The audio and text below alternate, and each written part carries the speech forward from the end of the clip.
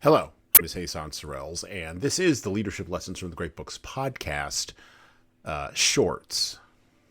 There's no co-host on these shorts episodes.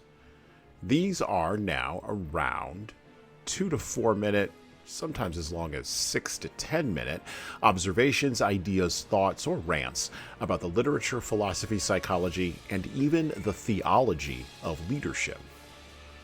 Because listening to me talk about leadership for now around 2 to 4 minutes is still better than reading and trying to understand yet another business book. Even that business book your coworker won't stop raving about because it quote-unquote changed their life, but you can't see any difference in their leadership behavior. So how good could that author be? So I don't normally use my podcast platform to make generational appeals, but after going through the last 6 weeks thinking about warfare and war-making and leadership, I feel weirdly compelled to say this. We, and I mean the generation of which I am a part, are a generation riven by cynicism and skepticism. And I am not the first person by far to note this fact. We, and I mean the generation of which I am a part of, are so cynical and skeptical of power, people holding authority, love, people falling in love, and even hatred, and the power of negative emotions to move people to action, that we do not believe people when they say that emotions are driving them to actions. We almost always dismiss this. Why we became this way in our younger years and through our raising has been documented extensively. Broken homes, rearing ourselves and our siblings, cultural factors, economic disruptions, and on and on and on, and need not be elaborated upon here. But beyond the why of what made us, the fact is now my generation is the generation in leadership. Leadership in businesses, in cities, in towns, and even in families and communities. Leadership in places not on the internet, which we expanded and pioneered during our younger years. Leadership in the final frontier of the real world. We are, increasingly and much to our shock and dismay, being asked what we think and being queried about what to do when events in the real world and circumstances that are happening to real people in our families, in our communities, and even in our country, when those circumstances go, quote-unquote, off the rails. People are looking at us to figure out what to do. And, although I did not think this at the beginning of the year, I think now we are ready for the challenge. But we will, as usual, go only so far with providing advice to generations younger than us. Because the fact of the matter is, for all of my generation's adult lives, beginning around the age of 8 for many of us, we have had to figure it out, to go it alone, and to watch our own backs.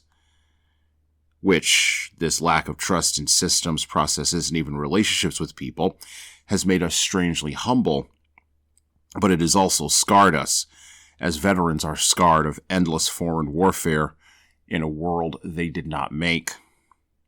The saw about my generation being a valley of humility trapped between two generational mountains of ego was never more true.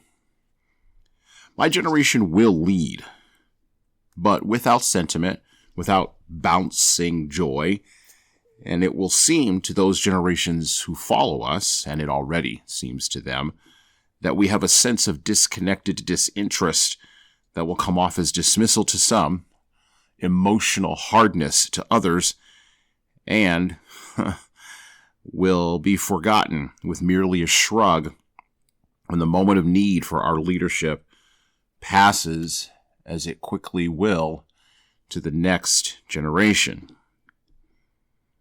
My generation is at the beginning of a 10-year window to be the dominant leadership generation in our families, in our communities, and in our cities. If we fail, don't worry, we won't flop around and we won't return. Just think of the Generation X CEO who was busted cheating on the kiss cam at the Coldplay concert earlier this summer, who briefly united all of American social media. And when our dominance is over, much like Cincinnatus in that old Greek legend, we will return to our plow and fade ignominiously back into history with nary even a whimper. No one will even know we were here.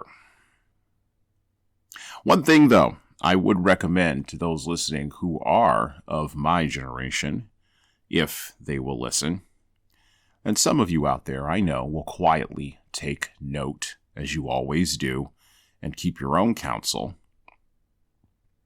As we descend into old age, let us attempt to recapture sincerity, put down our hard-won and long-carried cynicism, and attempt to demonstrate, as sincerely as we can, for those much, much younger than us who did not go through the things we went through and should not be hardened by cynicism and skepticism, the politics, and I use it in the small piece sense, the politics of hope.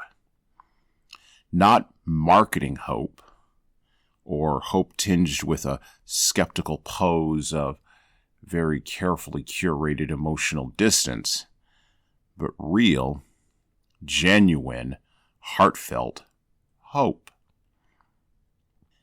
Gen X, those of us born between 1964 and 1979, recapturing and role modeling such hope in the future is the last real battle, the last real emotional frontier we have left to explore.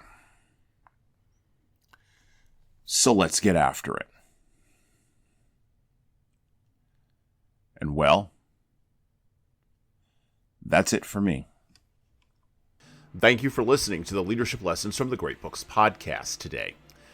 And now that you've made it this far, you should subscribe to the audio version of this show on all the major podcast players, including Apple iTunes, Spotify, YouTube Music, and everywhere else where podcasts are available. There's also a video version of our podcast on our YouTube channel. Like and subscribe to the video version of this podcast on the Leadership Toolbox channel on YouTube. Just search for Leadership Toolbox and hit the subscribe button there on YouTube. And while you're doing that, leave a 5-star review if you like what we're doing here on Apple, Spotify, and YouTube. Just go below the player and hit 5 stars. We need those reviews to grow, and it's the easiest way to help grow this show.